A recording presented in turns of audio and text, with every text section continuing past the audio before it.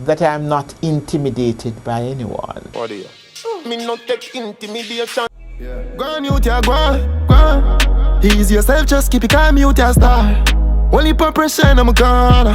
What time it hard to carry on? No need no girl for turn to, no man for talk to. Feelings hurt, on the journey so far. Wagwan Success family, hope you're doing alright. If you're new to the channel, welcome and make sure to subscribe to get all our latest videos. Like this video so we can continue to drop more contents like this one. If you are looking for a quick video, then this video is not for you, because this is a clean breakdown of her interview. So DPP Paula Llewellyn, a real bad girl, and you will hear why. She did an interview with the Gleaner a while back where she provided insight in the challenging facing Jamaica's criminal justice system. And let me just say, this video was not an easy video to work on. I had to break down and listen carefully and wrote down everything that she said, so on and so forth, to give you my opinion on this interview where she eloquently articulate her words. And you need a YouTuber like myself to understand what she said and then bring it back to you.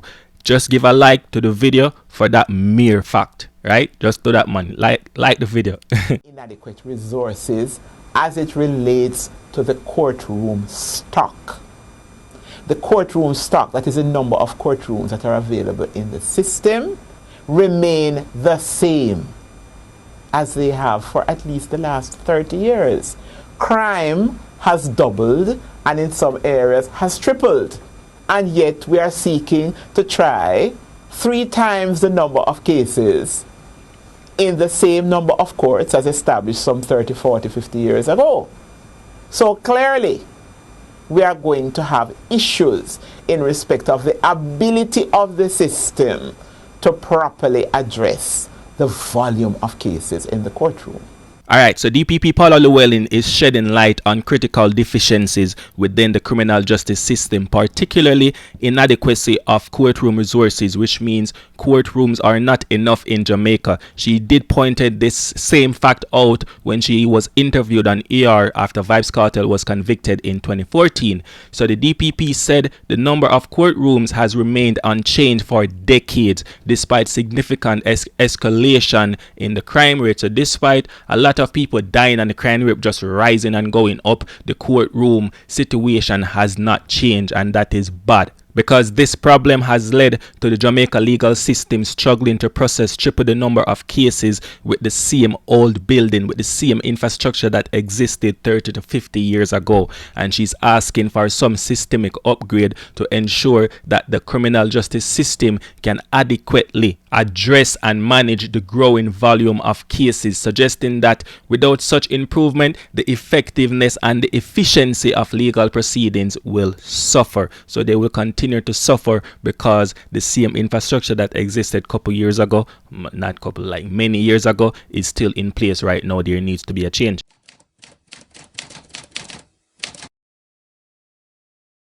I may have 1 or 2 elements who, because they have clearly been uninformed on the issues, they may unwittingly come across as being unfair. I take it in my stride. That is part and parcel. And I have said it to my colleague, Mr. Harrison, recently at a function. Welcome to public life in Jamaica. When you are a public servant, you must have that commitment and loyalty to your country, so that even though you may on occasion, from not only the media but other quarters, because persons are uninformed, they may unwittingly mete out unfairness, or 1 or 2 elements of the media seek to sacrifice principle on the altar of expediency. Alright, so DPP Paula Llewellyn was asked what she thinks of the media, and Paula Llewellyn reflects on her interactions with the media, acknowledging that while the majority of her experience with the media have been positive, there have been instances of perceived unfairness, and that unfairness she spoke about is what she's experiencing right now with her unfair treatment of VybzKartel case, perceived by the public, by us, the fans, and by people in general. Paula Llewellyn said it's all because of misinformation rather than malice. So she's saying the way we see things as her being unfair, it's because we were misinformed, and when you are misinformed, you have a misinformed outlook on things, you have a misinformed point of view. So Paula Llewellyn said the public no hate her or anything, we're just misinformed with the information that we have been fed. Right.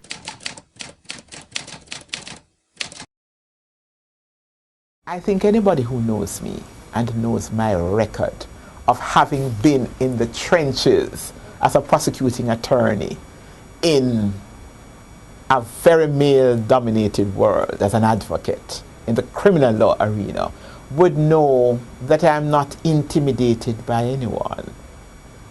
It goes with the territory. I know that I am the first female professional to be the director of public prosecutions. All my predecessors were men. But I'd like to think that once you show your mettle, and I know I have been tested, but I've had a career of nearly 30 years of being tested, and I have not been found wanting. I accept the responsibility of being the first female DPP, and I accept the fact that, like in so many other areas in the world where women are trailblazers, that you are going to be judged twice as hard and judged at a harsher standard than your male counterpart. In fact, I embrace it, and I encourage other female professionals never to feel sorry for yourself. It wouldn't even occur to me. The fact is that one's back has to be broad because you have a job to do.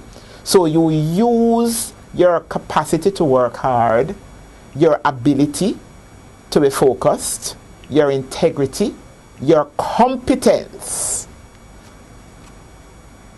your ability to be humble, because that's very important when you wield great power. You use a consultative approach to make sure that you demonstrate at all times that you have the capacity, you have the will, you have the guts and the courage, and you have the mental toughness to do the job. And those particular characteristics in terms of any journey of success as a professional transcends gender. So DPP Paula Llewellyn discussed her pioneering role as first female director of public prosecution, providing insight in the challenges and triumphs of maneuvering a traditionally male-dominated field. She said her journey was not deterred by intimidation or gender-based obstacles. So she was not intimidated by anyone, intimidated by anything because of her gender or whatsoever. No, she gives credits to her hard work, resilience, and unwavering integrity. So Paula Llewellyn spoke about breaking barriers and setting new standards, and highlights the double standard women often face in professional settings, and she encouraged other women to adapt to a similar stance and strength and determination. Right? Yeah.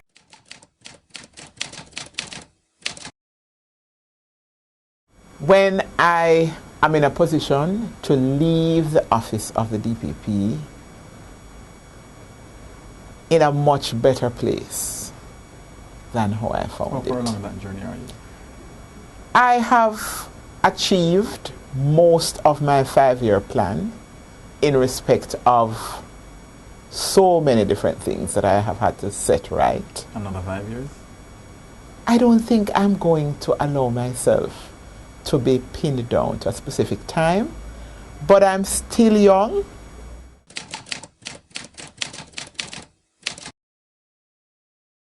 Frankly, I've never been led. I am an advocate. I love being an advocate. I love to articulate. I love the use of words.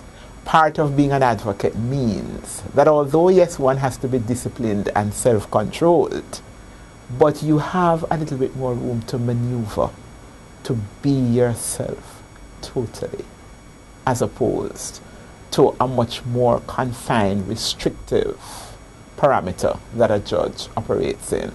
I say this now, I don't know how I will feel 2 years from now, But I will indicate, and everybody knows that about me, that I am an advocate and I love advocacy. And when you love being an advocate, you have that passion, that fire in your belly to be an advocate. It's not necessarily a good characteristic to have as a judge. So maybe I will evolve in a couple of years and become a much quieter, staid individual. Being in a position to leave. So Paula Llewellyn spoke about her eventual departure from the office of the DPP. So she expressed a forward-looking, accomplishment-driven perspective. She revealed that her strategic goals outlined in a 5-year plan have been met. So she have accomplished her 5-year goals that she set out for herself. Alright, so being an advocate. So Paula Llewellyn passionately spoke about her love for advocacy, describing it as a core aspect of her professional identity. She values expressive and dynamic nature of the advocacy work, in comparison to a judge, where a judge does not have the same flexibility like her because he's pinned to his role as a judge. This passion, she said, fuels her commitment to legal profession and boosts her contribution to the justice system. But she leaves room for future growth and evolution, as she said, acknowledging that her preference and roles may change over time. Right, so this is a part 1. So I mean, depending on how you guys receive this video and how, you know, if I get good reception from the viewers and subscribers and everything, and it is good, then we're gonna drop part 2, because this, as I said, this video was really hard to make. Just unbelieve that, right? So part 2 might be probably gonna be the same difficult to make too, but we still gonna get it out. You see me? So thanks for the likes, thanks for the subscribe, thanks for the views, thanks for the comments. As always, I'm out.